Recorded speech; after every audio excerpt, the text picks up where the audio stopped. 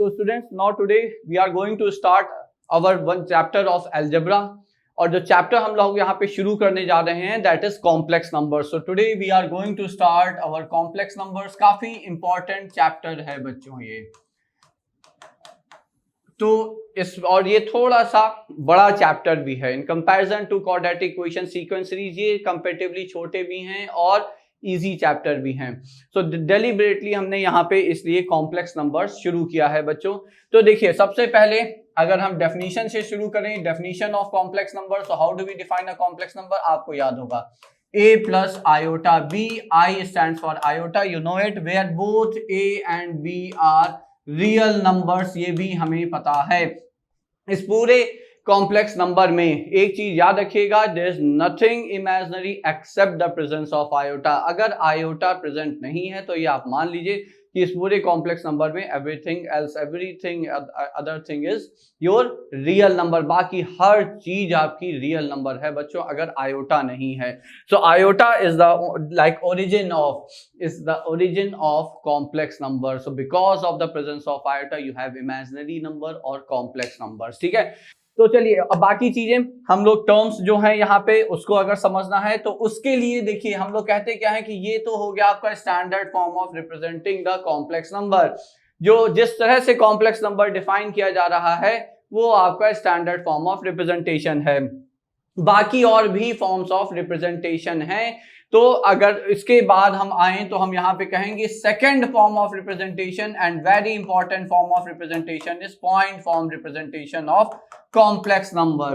तो अगर point form representation को हमें समझना है तो फिर यहाँ पे हम लोग पहले एक प्लेन कंसीडर करेंगे. So I am considering a plane that we call Argand plane. तो एक प्लेन कंसीडर कर रहे हैं जैसे कि हम यहाँ पे आर्गेंट प्लेन कह रहे हैं बच्चों. ठीक है. तो ये हो गया आपका पॉजिटिव डायरेक्शन. तो अलोंग द हॉरिजॉन्टल एक्सिस. तो ये जो हॉरिजॉन्टल एक्सिस है इसको हम एक्स एक्सिस की जगह रियल एक्सिस कहेंगे. You must be knowing it. और जो वाई एक्सिस की जगह है उसे हम इमेजिनरी एक्सिस कहेंगे बच्चों. तो ये हो गया positive direction, right side positive direction of real axis, vertically up positive direction of imaginary axis. अब होता क्या है कि any complex number z, so any complex number z which is written in the standard form as a plus iota b can be represented as point. तो उसे हम point की तरह से represent कर सकते हैं on the argand plane. उसे आर्गेंट प्लेन में एक ऑर्डर्ड पेयर a, b. तो मान लीजिए हमने कहा ये है कोई point z which is a, b. Now it's an ordered pair like in the case of coordinate geometry जहां पे abscissa, ordinate x, y होता था. यहाँ पे इसी तरह से real part of z, imaginary part of z. Now once we put this as a point on the argand plane, this plane which is made up of real axis and imaginary axis is either called argand plane या उसे हम complex plane भी कहते हैं बच्चों. ठीक है. तो ये जो पॉइंट है आपका z on the Argand plane ये बिल्कुल सारे रूल्स वही फॉलो करेगा बच्चों जो आपका कोई भी पॉइंट कार्टेशियन प्लेन या कॉम्प्लेक्स प्लेन में फॉलो करता है या कोऑर्डिनेट प्लेन में फॉलो करता है. मतलब first quadrant, second, third, fourth. First quadrant में दोनों A B positive, second quadrant में A negative B positive, third quadrant में A negative B negative, fourth quadrant में ए पॉजिटिव और बी निगेटिव. ठीक है. Similarly if the point is on the let's say real axis, अगर point real axis पे है तो वो रियल नंबर है तभी रियल एक्सिस पे है और इसीलिए उसका नाम रियल एक्सिस है बच्चों. If the point is on imaginary axis, तो इमेजिनरी एक्सिस पे है इसका मतलब वो प्योरली इमेजिनरी नंबर है. बोले तो प्योरली इमेजिनरी नंबर का मतलब जिसका रियल पार्ट जीरो हो. So this number is a purely imaginary number.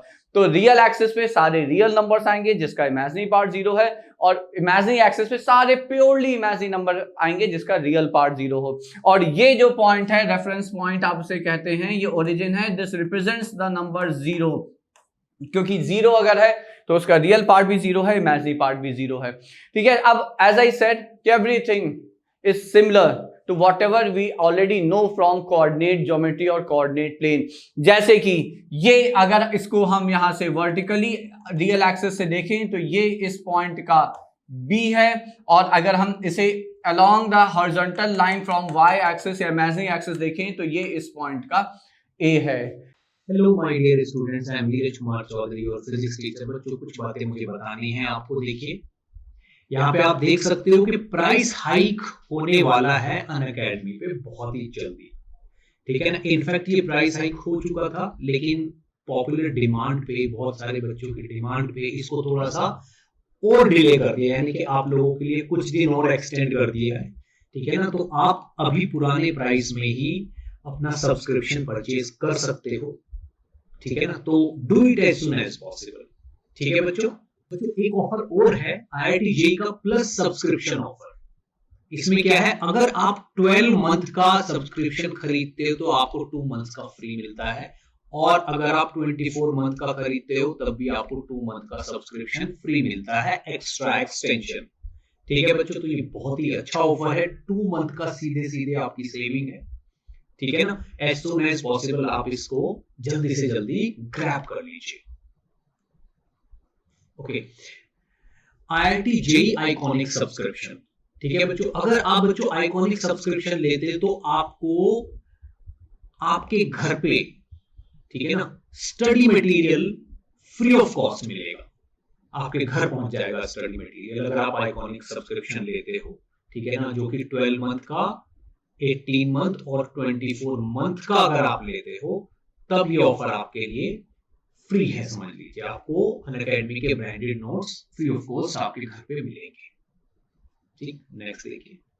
Okay, crack Unacademy prodigy scholarship test. बच्चों 11 करोड़ तक के अवार्ड्स इसमें रखे गए हैं, जो कि 14 to 15 अगस्त को होना है, ठीक है ना। और डेली प्रैक्टिस टेस्ट भी है इसमें, जिनमें डेली एक विनर को आईपैड मिलेगा, जो कि 12 जुलाई से डेली हो रहा है, ठीक है बच्चों।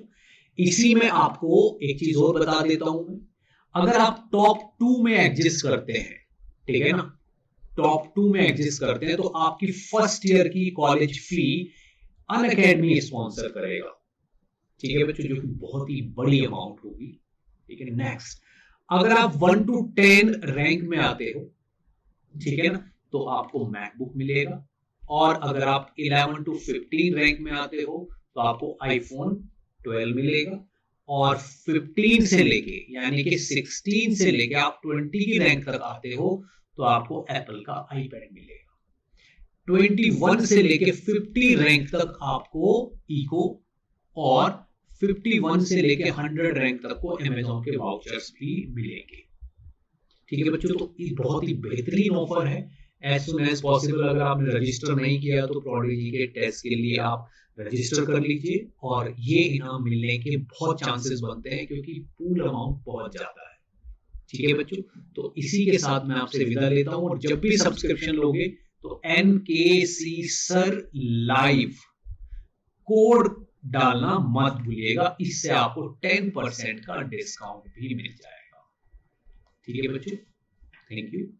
ठीक है, अगर हम डिस्टेंस फॉर्मूला लगाना चाहें बच्चों तो OZ में डिस्टेंस फॉर्मूला भी एग्जैक्टली वैसे ही लगता है, ठीक है, बिकॉज 2 पॉइंट ही तो हैं, तो 2 पॉइंट डिस्टेंस फॉर्मूला आप बिल्कुल वैसे ही तो लगाएंगे, x2 - x1 whole square plus y2 - y1 whole square, ठीक है। तो अगर हम यहाँ पे अब डिस्टेंस फॉर्मूला लगाना चाहें, if I ask you people how much is OZ, distance between O and a complex number Z on Argand plane, तो आप क्या लिखेंगे, this you will say okay this is A - 0 whole square A square plus B - 0 whole square B square. याद है ये क्या है complex number के लिए, so what is it for complex number, so this is nothing but mod of Z। तो देखिए अब पॉइंट फॉर्म रिप्रेजेंटेशन की जो सबसे बड़ी ज्यादा इंपॉर्टेंस आप कह लीजिए, उससे जो सबसे बड़ी हेल्प हमें मिलती है वो है जो इंपॉर्टेंट टर्म्स हैं आपके कॉम्प्लेक्स नंबर से संबंधित, जो आपके महत्वपूर्ण टर्म्स हैं या पद हैं, उनको समझने का तरीका हमें ये पॉइंट फॉर्म रिप्रेजेंटेशन बताता है। जैसे कि आप जानते हैं मॉड ऑफ Z क्या होता है, square root of A square plus B square, ठीक है। तो लेकिन जब हम इसे geometrically on the Argand plane देख रहे हैं तो मॉड ऑफ Z क्या है बच्चों, mod of Z is the distance of Z from origin. याद रखिएगा किसी भी कॉम्प्लेक्स नंबर का मॉडुलस उसका डिस्टेंस है ओरिजिन से, ठीक है। तो अब आपको लगेगा इसकी इंपॉर्टेंस क्या, तो देखिए बहुत छोटी सी बात है, अगर हम आपसे कह दें कि mod of Z is equal to 4, now how many such complex numbers are there which satisfy this condition, this equation. ठीक है, तो अगर आप ज्योमेट्रिकली समझ रहे हैं तो आप ये जान रहे हैं कि ये जो मॉड ऑफ z हमने लिखा है, तो मॉडुलस क्या है? Modulus is the distance of z from the origin. तो ये अगर कॉम्प्लेक्स नंबर ऑफ z है तो ये डिस्टेंस है ओरिजिन से, जो कि यहाँ पे आपको 4 दी हुई है। Now how many such complex numbers are there on the Argand plane which will be at the same distance from a fixed point origin? तो कितने पॉइंट्स होंगे? तो याद आ रहा है, ये डेफिनेशन है सर्किल की। सर्किल ही एक ऐसा कर्व है जिसपे आने वाले सारे पॉइंट्स जो हैं उनका डिस्टेंस एक फिक्स पॉइंट से सेम होगा और वो डिस्टेंस रेडियस है। तो अगर हम ज्योमेट्रिकली समझ रहे हैं, देखिए कितना आसान है, ये यहां से कह देना कि ये सर्किल है जिसका सेंटर जो है वो ओरिजिन है और जिसका रेडियस जो है वो आपका 4 यूनिट्स है। That's the importance of geometrical importance of mod of z। ठीक है, तो मॉड ऑफ z को समझना जरूरी है। तो अब याद रखिएगा कि मॉडुलस कॉम्प्लेक्स नंबर में अगर मॉडुलस आता है तो we can always look at it as distance between like 2 points. For example जैसे हमने कहा ये मॉड ऑफ z है, ठीक है, तो मॉड ऑफ z अगर 4 है तो ये डिस्टेंस किसके किसके बीच में है? तो mod of z is distance between z and the origin, तो डिस्टेंस बिटवीन 2 पॉइंट्स। अब स्टैंडर्ड केस में अगर हम देखें complex number on the Argand plane, तो स्टैंडर्ड केस में बच्चों डिस्टेंस फॉर्मूला या डिस्टेंस फॉर्म जो है वो mod of z1 minus z2 है, which represents distance between 2 points, 2 complex numbers z1 and z2, distance between z1 and z2. So as I said, you can always look at modulus as the distance between 2 points. अगर 2 points दिए हुए हैं mod के अंदर as sum और difference, आप उन्हें हमेशा distance की तरह से on the argand plane interpret कर सकते हैं। ठीक है, तो ये पहली चीज हो गई आपकी मॉडुलस की। अब आते हैं, देखिए एक चीज और यहाँ पे देखें, तो let me if I go back to the slide here, इस स्लाइड पे अगर हम वापस आए, अब ये देखिए ये राइट एंगल ट्रायंगल है कि नहीं है बच्चों? If I define this angle to be some angle theta, now we know this is nothing but modulus of z. ये जो distance है यहाँ से लेकर यहाँ तक ये आपका modulus of z है। This is nothing but a here, तो ये आपका जो है ये a है। ठीक है, अब अगर हम यहाँ पे tan theta पूछें in this right angle triangle, तो आप क्या कहेंगे? आप यही कहेंगे कि this is b by a। ठीक है, तो tan of theta is b by a, and if you remember the basic form of definition of argument of z, तो आप define कुछ ऐसे ही तो करते हैं कि argument of z is an angle theta such that its tan is the ratio of imaginary part of z and real part of z। तो यहां से अगर हम ज्योमेट्रिकली देख पा रहे हैं तो ये जो एंगल आया आपका बच्चों, ये जो एंगल आया यही आपका आर्ग्यूमेंट ऑफ z है। Now how can we define exactly the argument of z? तो फिर से देखिए आर्ग्यूमेंट ऑफ z को डिफाइन करने के लिए जो तरीका है बच्चों वो ये है, ध्यान से सुनिएगा और समझिएगा और याद रखिएगा। The angle which the directed line segment from O to Z, O से Z की तरफ जो directed line segment है, मतलब O से Z के डायरेक्शन में, so the directed line segment, the angle which this directed line segment makes with the positive direction of real axis, positive direction of real axis के साथ कितने angle पे ये जो डायरेक्टेड लाइन सेगमेंट है inclined है, that angle is called our argument of z। यही जो थीटा है ये आर्ग ऑफ z है या कॉम्प्लेक्स नंबर का आर्ग्यूमेंट है। ठीक है, now just by the use of this definition, सिर्फ आप इस डेफिनेशन का अगर प्रयोग करें तो बहुत सारी चीजें आपको डायरेक्ट दिख जाती हैं। जैसे अगर हम आपसे कह दें कि z आपका थर्ड क्वाड्रेंट का एंगल है, तो आप जानते हैं सिर्फ इतना बताने से कि z किस क्वाड्रेंट का एंगल, आप तुरंत उसके आर्गुमेंट की रेंज बता सकते हैं। थर्ड क्वाड्रेंट का एंगल है, इसका मतलब उसके आर्गुमेंट की रेंज यहां से यहां होगी। तो अगर थर्ड क्वाड्रेंट का एंगल है तो आर्गुमेंट की रेंज जो होगी वो क्या होगी बच्चों? पाई से लेकर 3π/2। इसी तरह से अगर फोर्थ क्वाड्रेंट का एंगल है या फोर्थ क्वाड्रेंट में है कॉम्प्लेक्स नंबर, तो उसके आर्ग्यूमेंट की रेंज क्या हो सकती है? तो फोर्थ क्वाड्रेंट में है तो उसके आर्ग्यूमेंट की रेंज हो जाएगी 3π/2 से पाई। बच्चों बात समझ में आई कि नहीं आई?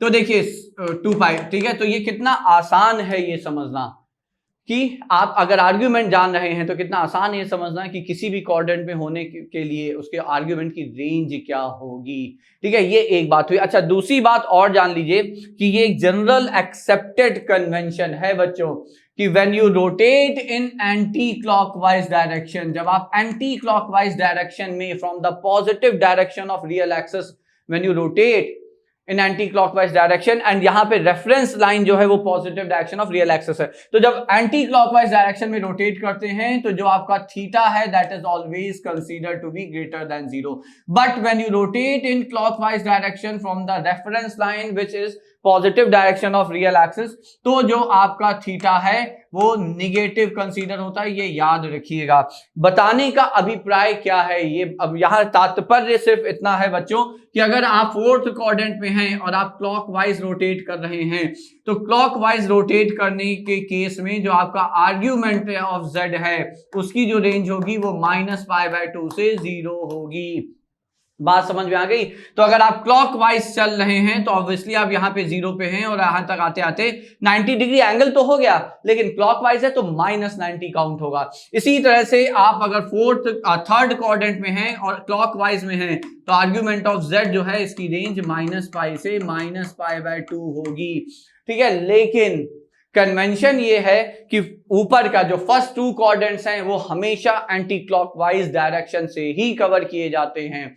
For the last two quadrants, third and fourth quadrant, you have two choice, either you cover those two quadrants with the help of like anti-clockwise direction जो हमने यहां लिखा, और you cover them with the help of clockwise direction जो हमने ये लिखे। बात समझ में आ गई? तो ये एक डायरेक्ट एप्लीकेशन है आपका definition of argument of z का। अच्छा, इसी के साथ साथ एक चीज और भी समझें। अगर हम डेफिनेशन को समझ पाए हैं बिल्कुल अच्छे से तो देखिए कुछ चीजें हैं जिसके लिए आर्गुमेंट निकालने की हमें कतई बिल्कुल भी आवश्यकता नहीं पड़ेगी। अब if z is a real number, अगर z आपका रियल है, if z is a real number, now what does that mean? मतलब क्या हुआ कि उसका इमेजिनरी पार्ट जो है, this imply it's imaginary part is 0, ठीक है। तो z अगर रियल नंबर है तो it has two choice, so this imply it has two choice. First, either it will be positive और इट विल बी निगेटिव, या वो पॉजिटिव होगा या निगेटिव होगा। हाँ, आप कह सकते हैं कि भाई 0 भी तो हो सकता है, तो बिल्कुल सही बात है, 0 भी हो सकता है, बट 0 एक यूनिक, एक पर्टिकुलर केस है। पॉजिटिव निगेटिव में इन्फिनाइट मेनी पॉइंट्स इंक्लूडेड हैं। तो चलिए खैर 3 पॉइंट्स हैं। तो z अगर पॉजिटिव है तो कहां आया? Positive direction of real axis, तो आपका z यहां आया। और अगर ये z है तो o से z का जो डायरेक्शन है that matches with the positive direction of real axis, ये positive direction of real axis से मैच कर जाता है बच्चों।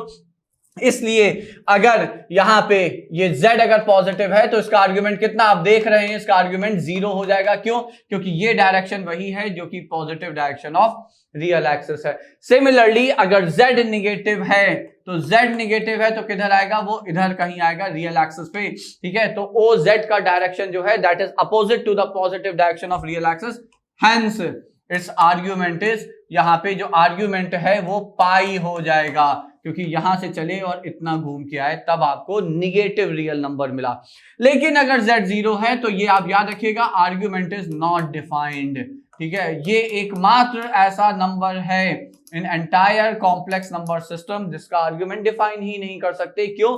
डेफिनेशन कहती है कि directed line segment from O to Z, O से Z का लाइन सेगमेंट कोई एंगल बनाए तो सेगमेंट है ही नहीं, ये तो पॉइंट है, ठीक है। इसलिए इसका आर्गुमेंट हम डिफाइन नहीं कर सकते बच्चों।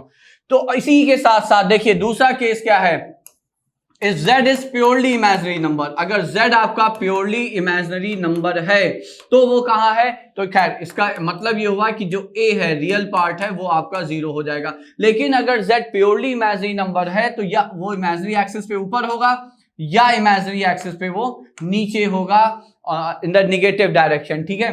तो अगर ये ऊपर है तो if b is positive, तो यहां पे अगर हम कहें क्योंकि ये प्योरली इमेजिनरी नंबर है, a 0 है, तो b आपका या पॉजिटिव होगा या b आपका निगेटिव होगा। तो अगर b पॉजिटिव है तो इसका मतलब कॉम्प्लेक्स नंबर यहां है, तो आर्ग्यूमेंट कितना बच्चों? तो इसका आर्ग्यूमेंट ऑफ z इज π/2, ठीक है। तो see why am I discussing it in such a detail? because बहुत सारी चीजें हैं जो आपको देखते ही समझ में आनी चाहिए या वो इवैल्यूएट करने की जरूरत हमें नहीं पड़नी चाहिए। So this is how we can use the definition of argument of z बच्चों।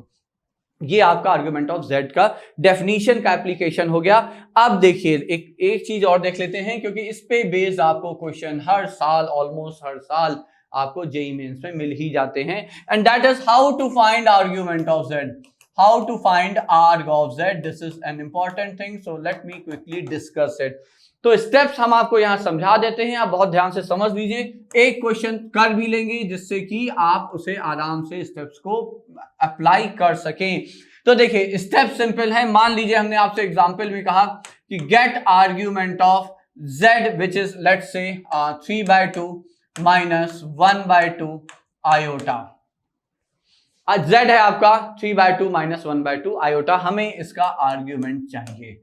ठीक है, तो सबसे पहले आप क्या करते हैं, सबसे पहला स्टेप है एक एंगल θ1 कंसीडर करिए सच दैट tan ऑफ θ1, एक एंगल θ1 कंसीडर करिए, tan of θ1 is mod of b by a। मतलब आपका b और a कुछ भी रहे, पॉजिटिव या निगेटिव कोई फर्क नहीं पड़ता, मॉड लगा देंगे तो दोनों ऑब्वियसली ये पूरा नंबर पॉजिटिव हो जाएगा। इसका मतलब क्या हुआ, इसका मतलब ये हुआ बच्चों कि जो आपका यहाँ पे ये let me do it take it as √3। ठीक है, इसका मतलब ये हुआ कि जो भी आपका यहाँ पे θ1 है वो एक्यूट एंगल आने वाला है। tan θ1 पॉजिटिव है तो पॉजिटिव है तो हम सबसे पहला एंगल एक्यूट एंगल ही उसे मान लेंगे, थर्ड क्वाड्रेंट तक नहीं जाएंगे। ठीक है, तो यहां से अब हमने यहाँ पे θ1 निकाला तो tan of θ1 is how much, so it's like half by 1/√3, तो ये आ गया आपका 1/√3, मतलब θ1 हो गया आपका π/6। ये हो गया पहला स्टेप बच्चों। अब सेकेंड स्टेप क्या है, आप इस कॉम्प्लेक्स नंबर को देखें और ये बताएं कि किस क्वाड्रेंट में है ये बच्चों। तो is it in first quadrant, is it in second, third और फोर्थ। ऑब्वियसली क्योंकि ए पॉजिटिव है बी निगेटिव है तो पॉजिटिव ए निगेटिव बी, इसका मतलब ये जो नंबर है ये आपका कहीं ना कहीं ये यहां कहीं है। So this is your position of the complex number √3/2 comma minus half. Now why is it important? तो अब समझ लीजिए, अगर z आपका फर्स्ट क्वाड्रेंट में है तो याद रखिएगा कि आर्ग्यूमेंट ऑफ z सीधे सीधे आपका θ1 हो जाएगा। अगर z यहां पर है तो आर्ग्यूमेंट ऑफ z जो होगा वो पाई माइनस θ1 हो जाएगा। θ1 हम लोग फर्स्ट स्टेप में निकाल चुके हैं। अगर z आपका थर्ड क्वाड्रेंट में है तो इसका मतलब है आर्ग्यूमेंट ऑफ z जो है वो या पाई प्लस θ1 लिख सकते हैं if you are moving in anti clockwise direction, या इसे आप माइनस पाई प्लस θ1 लिख सकते हैं if you are moving in clockwise direction. Similarly अगर z आपका यहां है तो ये इंप्लाइड है कि यहां पे आर्ग्यूमेंट ऑफ z या आप इसे 2 पाई माइनस θ1 लिखेंगे। ठीक है, अगर आप एंटी क्लॉकवाइज चल रहे हैं, या आप इसे यहां पे माइनस θ1 लिख लेंगे अगर आप क्लॉकवाइज में आंसर देना चाहते हैं।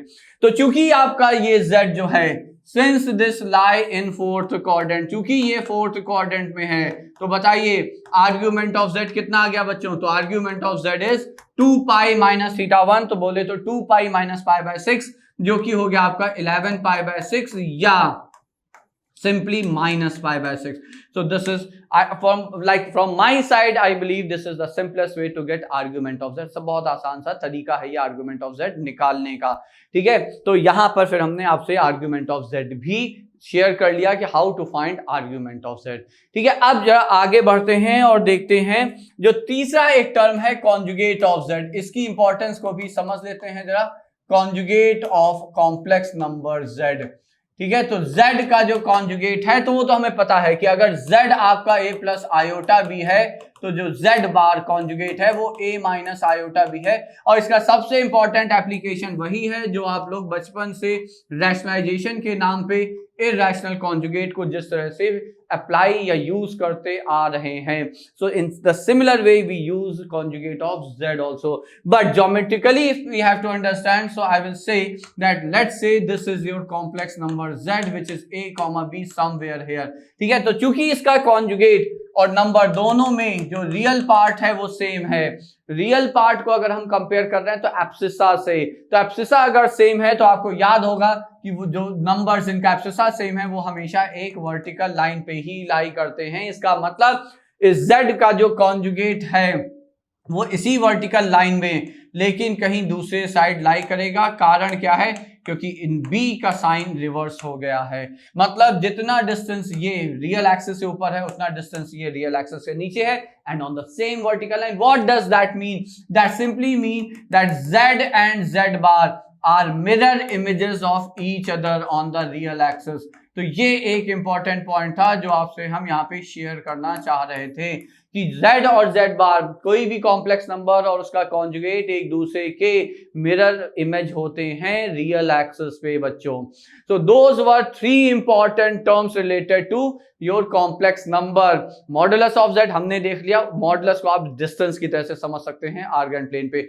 आर्ग्यूमेंट ऑफ z, देखिए आर्ग्यूमेंट ऑफ z को आप रोटेशन की तरह से समझ सकते हैं आर्गन प्लेन पे। कारण देखिए the way we defined it, the angle by which the angle at which this angle is inclined, मतलब आप रियल एक्सिस से घूमना शुरू करें, रोटेट करना शुरू करें, जितने एंगल पे आपको OZ डायरेक्शन वाली लाइन मिल जाएगी वो आपका आर्ग्यूमेंट है। तो आर्ग्यूमेंट को आप फिर you can understand it as rotation, where as modulus को आप you can understand it as distance on the Argand plane.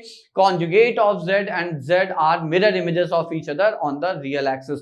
ठीक है, तो ये हो गया आपका बहुत ही बेसिक सा discussion on complex number, terms related to complex number, और भी सारी जैसे डेफिनेशन ऑफ लाइक मॉडुलस और आर्ग्यूमेंट और उसका एप्लीकेशन, डायरेक्ट एप्लीकेशन। अब जरा एक बार जल्दी से हम लोग प्रॉपर्टीज ऑफ मॉडुलस भी देख लेते हैं, फिर हम लोग पोलर और यूलर फॉर्म भी देख लेंगे, and then we will come to our previous year questions and there we will see as how we can apply these concept on those questions. ठीक है, तो सबसे पहले अगर हम यहाँ पे देख रहे हैं तो सबसे पहले मॉडुलस की प्रॉपर्टीज देख लेते हैं। मॉडुलस की प्रॉपर्टीज, मॉड ऑफ z की प्रॉपर्टी, देखिए पहली प्रॉपर्टी तो यहाँ पे ये है कि modulus is distributive over both product and ratio. तो अगर ये है तो हमें पता है ये हो जाएगा। इसी तरह से अगर रेशियो का मॉड है तो वो भी हमें पता है, we can write it as mod of ratio, ratio of mod. ठीक है, तो ये हो गया आपकी दो प्रॉपर्टी।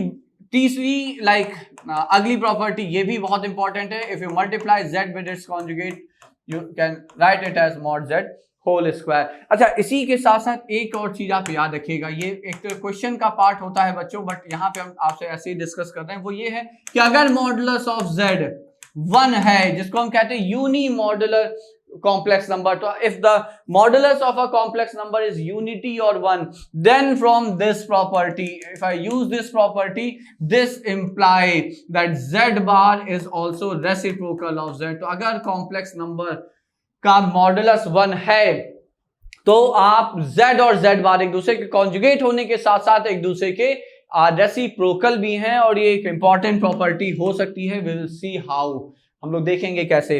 ठीक है, तो ये एक और प्रॉपर्टी होगी। अच्छा, उसी के साथ साथ एक इनइक्वालिटी वाली प्रॉपर्टी है, वो काफी इंपॉर्टेंट है बच्चों यहाँ पे। तो इनइक्वालिटी वाली प्रॉपर्टी है कि mod of z1 minus z2 is less than और equal to mod of z1 plus mod of z2, and it's greater than equal to modulus of mod of z1 minus mod of z2। ठीक है, तो z1 minus z2 का जो modulus है वो इन दो extreme के बीच में ही हमेशा लाई करेगा। ठीक, इसी तरह से इन दोनों के सम का मॉडुलस की भी एक्सट्रीम्स यही हैं बच्चों, so that will also lie between the same two extremes. ठीक है, तो ये एक और रिजल्ट है जो कि काफी हेल्पफुल हो सकता है किसी particular type of questions में। तो as I will say we will look at it in few moments from now कि how to apply these results। ठीक है, लेकिन याद ये रखिएगा, देखिए याद यहाँ पे चीजें आप इनइक्वालिटी से रिलेटेड कुछ चीजें समझ लीजिए कि जैसे अगर आपको मैक्सिमम वैल्यू चाहिए किसी की, मैक्सिमम वैल्यू ऑफ p, तो ये याद रखिएगा कि आपको इनइक्वालिटी ये चाहिए, p is less then, because p अगर किसी नंबर से छोटा है, if I say p is less than equal to 10 here, ठीक है, so this imply maximum value of p is, so maximum value of p is 10।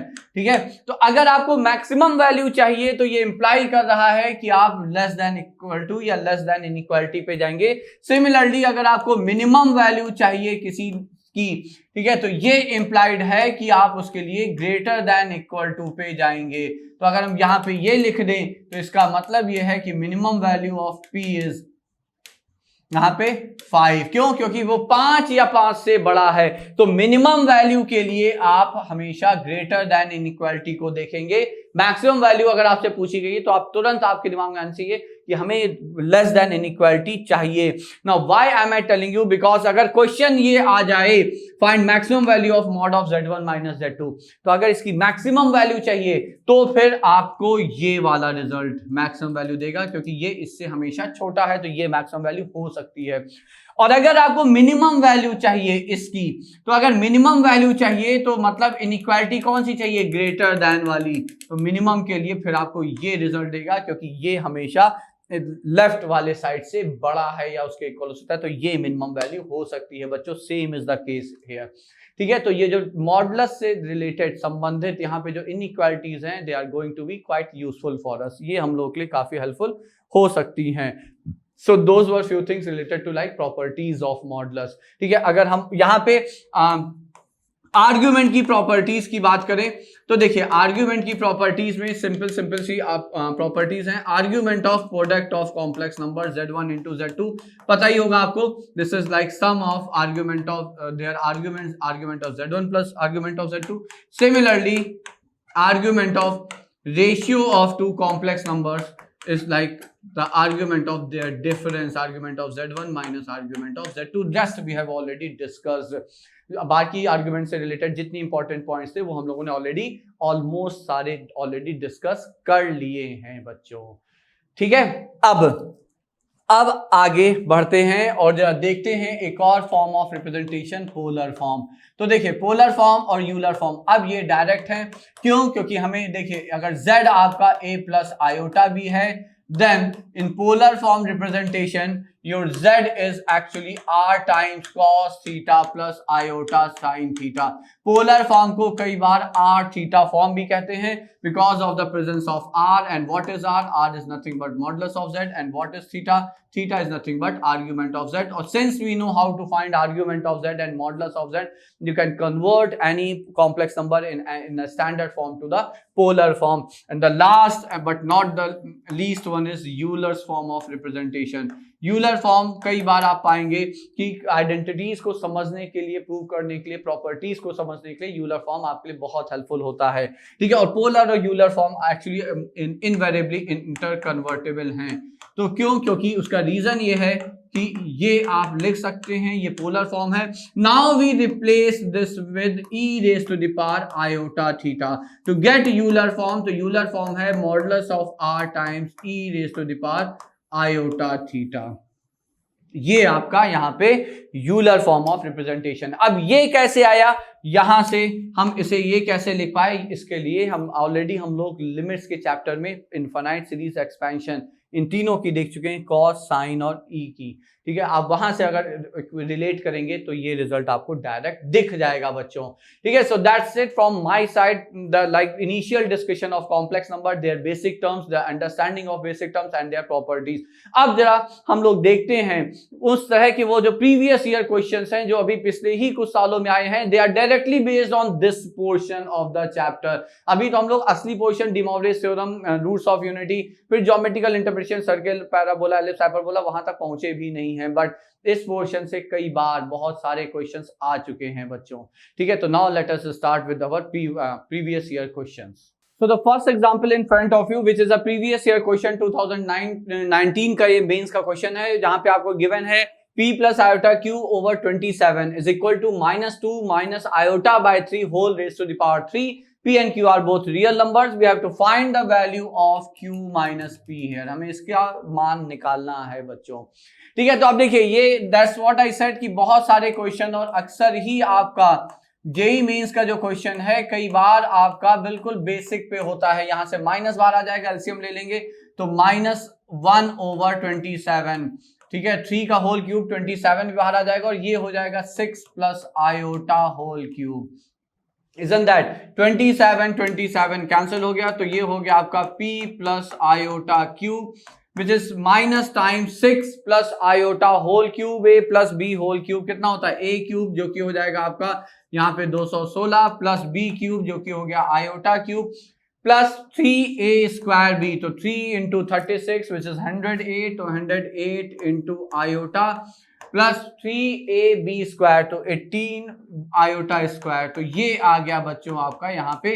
अब आप बस इसे सिंप्लीफाई कर लीजिए, तो ये हो जाएगा आपका p plus iota q is equal to iota square की जगह आप क्या रख सकते हैं, आयोटा स्क्वायर की जगह -1 रख देंगे तो 216 - 18, ठीक है, तो ये हो जाएगा आपका 198, तो माइनस टाइम्स ये हो गया आपका 198, और ये आयोटा क्यूब का मतलब आयोटा क्यूब कितना होता है बच्चों, माइनस आयोटा, ठीक है, तो माइनस आयोटा, और ये हो गया आपका यहाँ पे प्लस 107 आयोटा।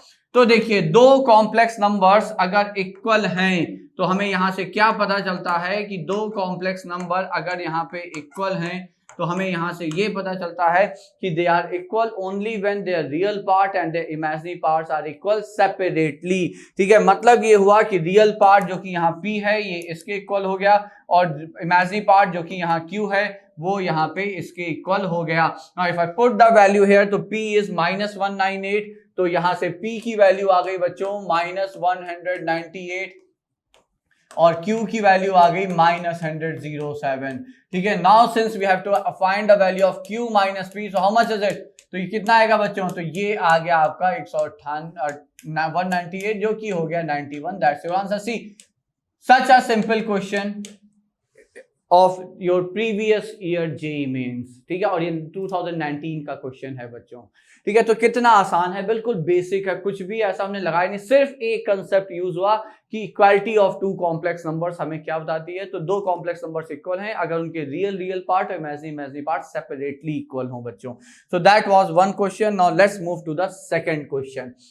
अब सेकंड क्वेश्चन में आपको ये इक्वेशन दी हुई है, ठीक है, और हमें मॉड ऑफ z निकालना। तो देखिए इस तरह की जहां पे अलजेब्राइक इक्वेशन दी हुई, दो अप्रोच काम करती हैं। तो हमारे लिए पहली अप्रोच ये है कि can I factorise this equation, कोशिश ये होती है कि हम फैक्टराइज कर सकें जो हम लोग को नॉर्मल रूल्स ऑफ फैक्टराइजेशन है उसकी हेल्प से, बट यहां हम नहीं कर पाएंगे क्योंकि ये रियल नंबर है और ये कॉम्प्लेक्स है, ठीक है, और इधर भी आपका एक 3+ आयोटा एक कॉम्प्लेक्स नंबर है। तो दूसरा जो जिसे हम कहते हैं बच्चों वाला तरीका है जो आपको हमेशा आपके काम आएगा, वो ये है कि आप कॉम्प्लेक्स नंबर को x प्लस आयोटा y से रिप्लेस कर दें and put the value here, तो ये वैल्यू रख दीजिए, तो मॉड ऑफ z कितना, तो मॉड ऑफ z हो जाएगा √x² प्लस y², और ये हो गया plus x plus iota y is equal to 3+ iota, ठीक है। अब x और y जो है वो आपके रियल नंबर हैं, तो रियल पार्ट अगर हम इक्वेट रिलेट कर लें यहाँ पे, या if I collect real part at one place plus iota y, so this is 3+ iota. Now can we get two equations? Answer is yes. Imaginary part जब आप इक्वेट करेंगे तो y की वैल्यू 1 आ जाएगी, रियल पार्ट जब आप equate करेंगे तो ये हो जाएगा प्लस y², ये हो जाएगा बच्चों 3 के इक्वल। जस्ट आपको इन्हें सॉल्व कर देना है। y की वैल्यू अगर हम यहां पे रख दें तो ये हो गया आपका 3 - x is equal to √x² + 1, isn't that बच्चों, x को उठा के उधर ले गए। Now squaring both the side, now square both the side, तो आपका ये हो गया 9 + x² - 6x is equal to x² + 1, x² cancel हो गया, और आपका यहाँ पे 6x जो है वो 8 के इक्वल हो गया। तो x कितना आ गया बच्चों, तो ये x हो गया आपका 2 से कैंसिल हो जाएगा तो 4/3, ये x आ गया, ठीक है, जो कि इस रिलेशन के लिए आपको सेटिस्फाई भी कर रहा है और वैलिड भी है, ठीक है। ये x आ गया, ये y आ गया, अल्टीमेटली हमें चाहिए क्या, mod of z। So therefore now you will say that modulus of z is nothing but √16/9 + 1 which is 5/3 and that's your answer, ठीक है। Again see such a simple question, again it's a 2019 previous year JEE mains question, 2019 में आया हुआ JEE mains का question है। कितना आसान है, सीधी सी एक बात है कि अगर अलजेब्राइक इक्वेशन आपके सामने आती है, आप फैक्टराइज नहीं कर पा रहे हैं, कोई प्रॉपर्टी डायरेक्ट नहीं अप्लाई कर पा रहे हैं, तो आप z को x प्लस आयोटा y डालिए, दोनों साइड में real part imaginary part equate करिए, you will get to this, since there are two unknowns you will get two equations, solve them, you will get answer. Third, again this is your previous year 2019 JEE mains question, ये भी 2019 में आया हुआ JEE mains का question है। अब यहाँ पे देखें, ये जो क्वेश्चन है ये एक तरह से आपका प्रॉपर्टीज ऑफ मॉडुलस पे है, लेकिन ये ज्योमेट्रिकली भी बहुत आसानी से सॉल्व हो जाता है, but I kept this, I am using this question here just to explain you how to use your properties of like modulus, those inequalities of modulus, ठीक है। तो उनको कैसे यूज करना वो समझ लेते हैं। पहली चीज आप ध्यान दीजिए, आपको चाहिए क्या, minimum value of Z1 minus Z2 चाहिए। तो as I said, minimum value का मतलब आपको जो इनइक्वालिटी चाहिए वो ग्रेटर देन वाली चाहिए। तो ग्रेटर देन इक्वल टू वाली इनइक्वालिटी क्या थी? वो थी mod of Z1 minus mod of Z2। यहां तक तो आप एग्री करेंगे। मॉड ऑफ Z1 आपका दिया हुआ है, इसमें कोई वेरिएशन नहीं है, तो 9 है। तो फिर आप यहां से लिख सकते हैं कि this is mod of Z1 minus Z2 is actually greater than equal to modulus of 9 minus modulus of Z2। अब बात यह है कि मॉड Z2 की वैल्यू जितनी बड़ी होगी 9 माइनस मॉड Z2 उतना छोटा होगा, लेकिन बड़े का मतलब अगर 20 हो गया, ठीक है, आप ऐसे समझे कि मॉड Z2 का वेरिएशन अगर 0 से लेकर 20 है तो मिनिमम वैल्यू कहां मिलेगी? 9 माइनस 9 0 पे मिलेगी। ठीक है, तो आप ये याद रखिएगा, क्योंकि इसकी मिनिमम वैल्यू चाहिए। ठीक है, तो मिनिमम वैल्यू के लिए जितना छोटा होगा उसकी मिनिमम वैल्यू हम वहां से उतनी एक्यूरेट या अप्रोप्रिएट बता पाएंगे बच्चों। ठीक है, अब देखिए हमें प्रॉब्लम है मॉड ऑफ Z2 का, तो उसके लिए फिर हम ये जो रिलेशन हमें गिवन है इसका यूज करते हैं। देखिए हमें क्या गिवन है कि mod of like Z2 minus 3 plus 4 iota, I took minus common here and this is given to be equal to 4, but अगर हम देखें तो ये mod Z2 है, इसे mod Z3 या सॉरी ये Z2 कॉम्प्लेक्स नंबर है। if I assume this complex number to be another complex number like Z3, तो modulus of Z2 minus Z3 हमें पता है this lie between modulus of Z2 plus modulus of Z3। I am assuming this to be some complex number Z3 here, ठीक है, and this is greater than equal to mod of modulus of Z2 minus modulus of Z3। Now how much is mod of Z3 here बच्चों? तो ये हो जाएगा mod of Z2। Z3 का modulus आप लोग देख पा रहे हैं ये 5 है, तो ये 5 हो गया, और ये वैल्यू आपकी पूरी की पूरी वैल्यू आपको क्वेश्चन में दी हुई है 4 है, यहाँ 4 लिख दिया, और ये हो गया मॉड Z2 प्लस 5। तो यहाँ पे ये आ गया मॉड Z2 प्लस 5 बच्चों। ठीक है, अब यहाँ पे देखिए you have two set of inequalities, एक ये हो गया और एक सेट ऑफ इनइक्वालिटी आपकी ये हो गई।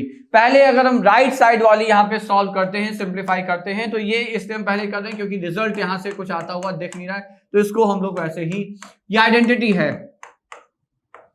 greater than equal to -1, which is identity, because modulus is always positive, it is always greater than -1, so this is identity। यहां से हमें कोई यूजफुल इंफॉर्मेशन नहीं मिली, मतलब ये है ये जब सॉल्व होगा तो हमें कुछ फायदा होगा। तो now let us keep this in our mind. तो ये है क्या? तो अब इसे अगर हम सॉल्व करें तो ये है आपका modulus of Z2 minus 5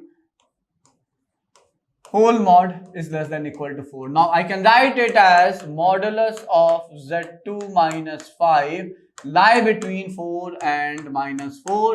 So from here now you can see that adding 5 to all the three sides, तो ये हो जाएगा between 1 and 9.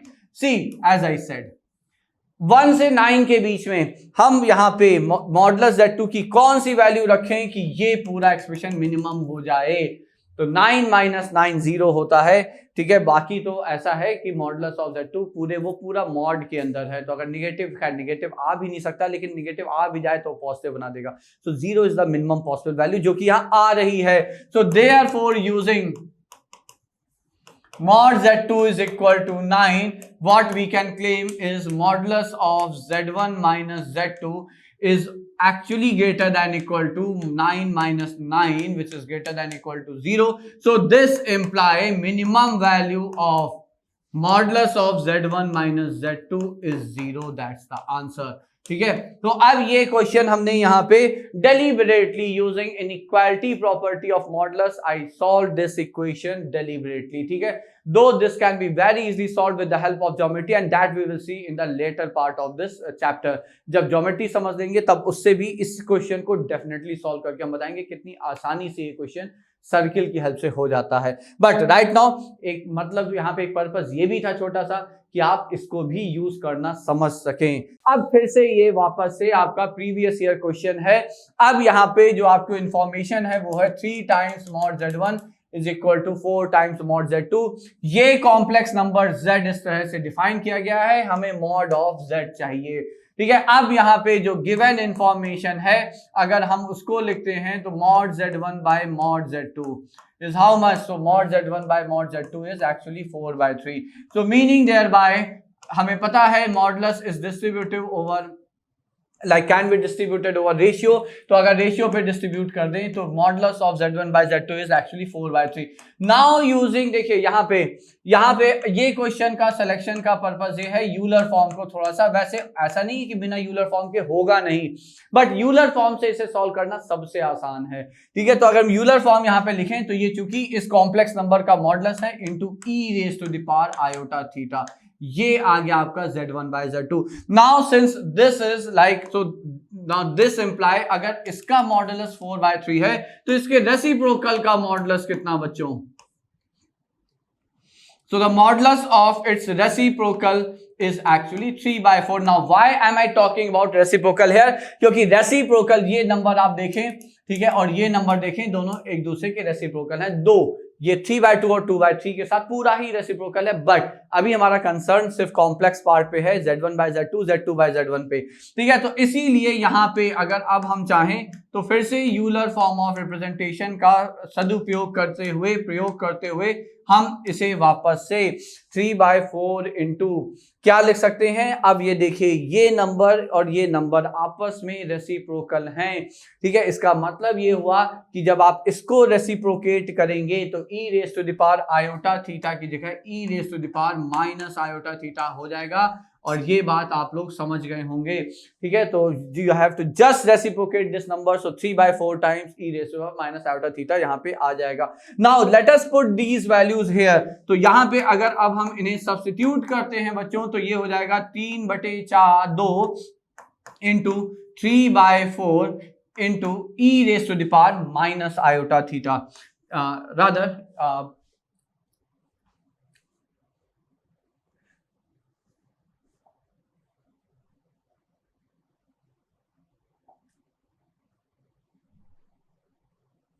हाँ, तो देखिए सब्स्टिट्यूट करते हैं तो ये 3/2 इंटू Z1 बाय Z2 कितना है? 4/3 इंटू e⁻∗θ प्लस अगला है आपका 2/3 इंटू 3/4 e⁻∗θ। अगर थोड़ा सा सिंप्लीफाई करना चाहें, 3 कैंसिल, ये 2 हो जाएगा, यहां भी 3 कैंसिल, ये यहाँ पे नीचे हाफ आ जाएगा। सो हाउ मच इज Z यो? तो Z आया 2 times e⁻∗θ। So from here you से that Z is 2 times e⁻∗θ plus half times e⁻∗θ. We have to find modulus of Z. अब यहाँ पे मॉडुलस निकालने का सबसे सरल सुलभ सुगम उपाय है कि आप इसे अब e⁻∗θ को पोलर फॉर्म में वापस लेकर आ जाएं यूलर से, तो ये हो जाएगा cos theta plus iota sin theta, and then this will be half times cos theta minus iota sin theta.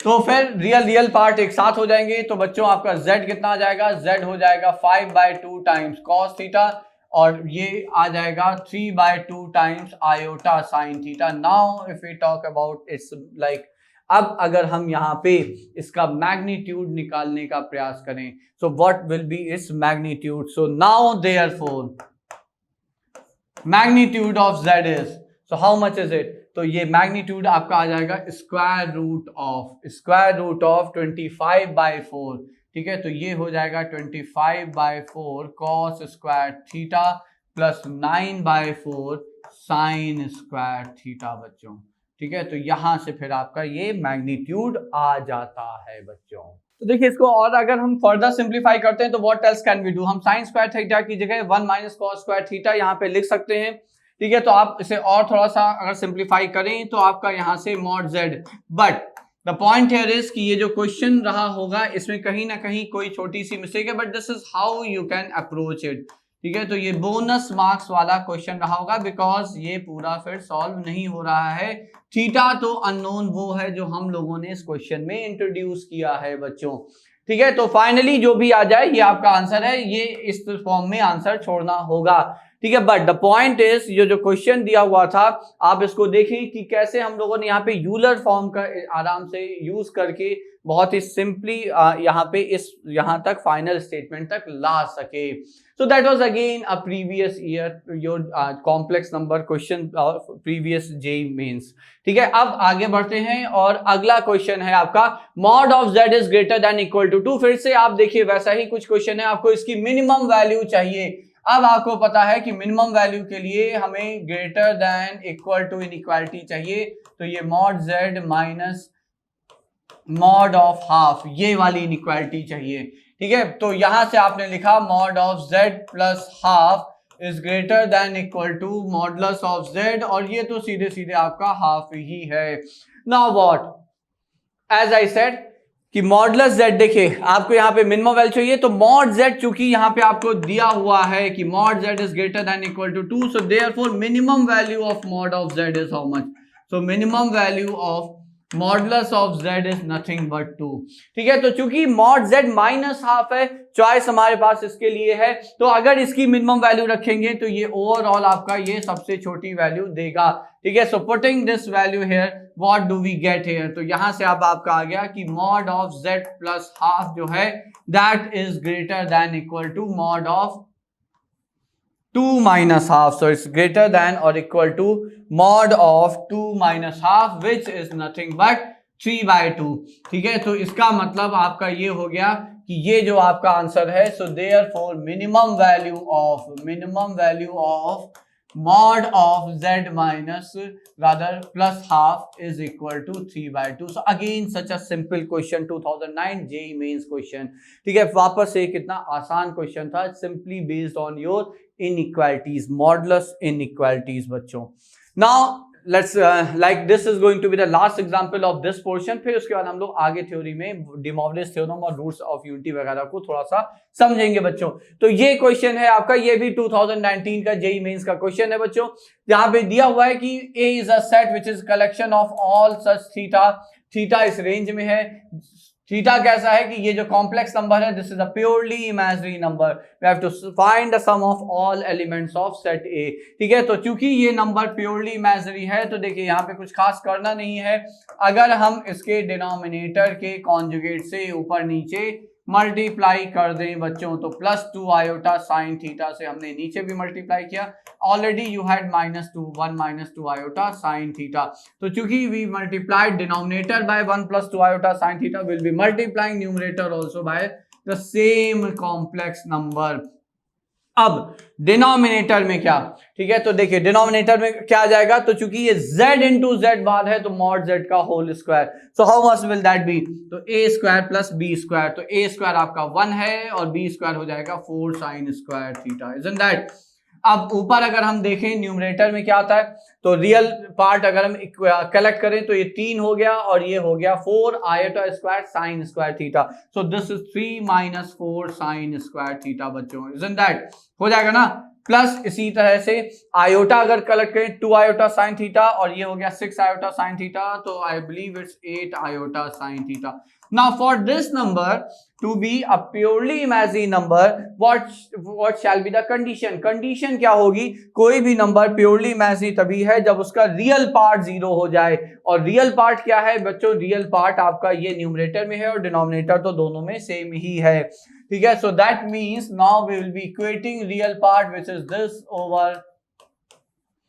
1 + 4 sin square theta, and that should be equal to 0, and as we already know, when you are equating a rational function with 0, denominator has no role to play, तो denominator का यहाँ पे कोई भी भूमिका नहीं होती है। तो 3 - 4 sin square theta equal to 0, तो यहां से आपका साइन स्क्वायर थीटा कितना आ गया बच्चों, तो ये हो गया 3/4, तो साइन थीटा की वैल्यू आ जाती है ±√3/2। Now the point is your theta is between -π/2 to π, तो अगर अब हम यहाँ पे एक बार जब कर्व प्लॉट करते हैं तो -π/2 to π, तो ये पाई हो गया, साइन थीटा का कर्व प्लॉट कर रहे हैं, ठीक है, और ये आपका ये -π हो गया, so this point is your -π/2।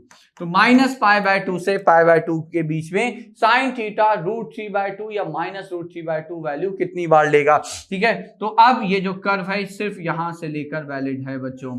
तो +√3/2 का मतलब 2 बार, एक फर्स्ट क्वाड्रेंट एक सेकंड क्वाड्रेंट, तो फर्स्ट क्वाड्रेंट पे वैल्यू कहाँ आएगी, तो फर्स्ट क्वाड्रेंट पे वैल्यू π/3 है, तो उसके करस्पॉन्डिंग सेकंड क्वाड्रेंट की वैल्यू कितनी होगी, तो π - π/3 हो जाएगी। तो ये दो वैल्यूज हो गई हुई आपकी √3/2 के लिए, और -√3/2 चूंकि सेकेंड क्वाड्रेंट को आप आगे क्रॉस नहीं कर सकते, पाई के आगे आप जा नहीं सकते, तो फिर आप वापस आएंगे निगेटिव साइड पे, -√3/2 वैल्यू आपकी -π/3 पे हो जाएगी। So what are the possible values of theta here? तो थीटा की जो पॉसिबल वैल्यूज आई वो आई π/3 एंड देन प्लस, और अभी हम प्लस नहीं लिख रहे हैं, so I am just writing the possible values here, -π/3 और एक आ गई आपकी पाई -π/3 बोले तो 2π/3। Now you add them, so therefore आपका आंसर आ जाएगा सीधे सीधे, जब हम इन्हें ऐड कर देंगे ये और ये कैंसिल हो जाएंगे and answer is 2π/3 and that's it. ठीक है, तो आपका आंसर यहाँ पे 2π/3 हो जाएगा। ठीक है, so those were few previous year question based on the basic portion of complex number। तो आप ये समझ लें कि लगभग हर साल, क्योंकि बहुत जैसे 4 सेशंस हुए हैं, ठीक है, तो हर साल या 4 अटेम्प्ट मिले हैं, और हर अटेम्प्ट में नॉर्मली आप मान के चलें 8 सेशंस हो रहे हैं बच्चों। ठीक है, तो हर सेशन में आपको कॉम्प्लेक्स नंबर का एक ना एक क्वेश्चन मिलेगा ही, और कई बार ये क्वेश्चंस आपके बिल्कुल बेसिक्स पे आए हैं जो हम लोगों ने अभी यहाँ पे डिस्कस किए हैं। Now let us move ahead and let us see de Moivre's theorem and like properties of roots of unity बच्चों।